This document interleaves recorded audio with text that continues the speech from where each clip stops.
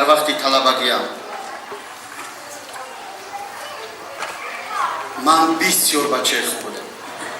аз рӯи беодобӣ бесаводиам ҳамон қадар аз роҳбарони муассиса танбеҳ гирифта бошам ҳам, вале ба сӯи онҳо ҳеҷ гоҳ гапгардонӣ намекардам. ҳарчанд дар линейка барои гирифтани баҳои ду дар синаи якум гузошта дар гарданам сурати сангпӯшро мезанам, ба сӯи онҳо нигоҳ накарда ҳатто дар васфашон шеърҳо эҷод мекардам. эҳтиромам нисбаташон хеле зиёд буд. аз шеърҳоям ранҷида бораваз накун гӯё хафа мешудам. шояд худашон таъби баланди шоирӣ надоштанду ба ман бахилӣ мекарданд. масалан ин шеърро гӯш кунед.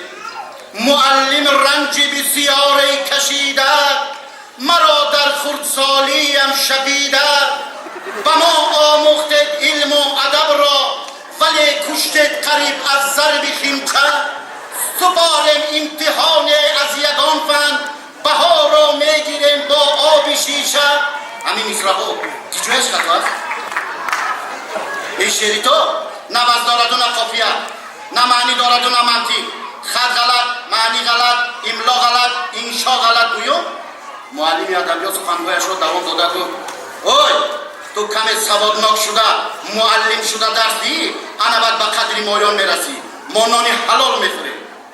از همون وقت به خودم گفتم که من باید نان حلال خورم.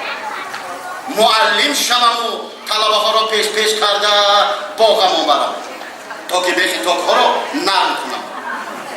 خانه سازم و آنها غیشت کشم و غیره ها. با مرور زمان دانشجوی دانشگاه شدم. در مکتب میانه بسواد باشم هم، ولی دانشگاه را با بهای خوب و علاقه ختم کردم. تنها از فن ادبیات بایسته گرفتم. همونم با عیب منه، با عیب خود استاد. چون که از دانشجویان پول نمیگیریم. اختصاصی من خیمبیولوگ. از سببی که در دیهامون خیمبیولوگ داشتیم مرا معلمی رسم و سرود تعیین کردم.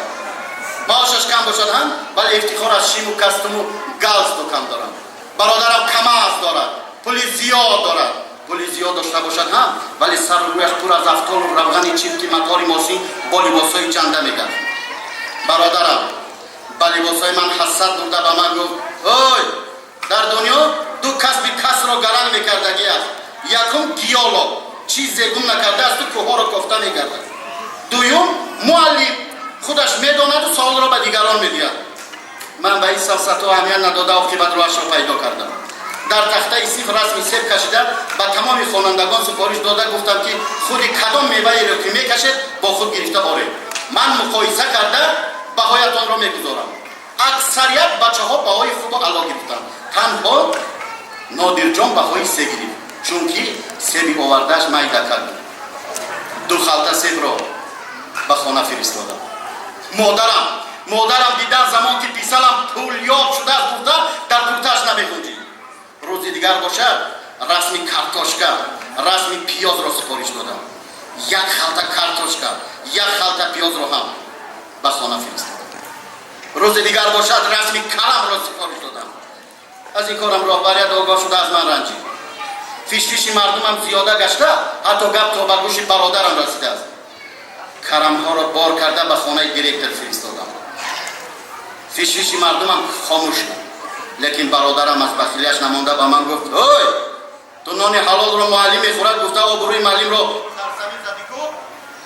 گفتم برادر گپ را زیاد نکن. کماز را گرفتن از این مکتب یا من به بچه ها رسمی تربوز را سفارش دادم. با فکرم که کماز آمد من زود رفته تربوزها را بار کردم در خیر.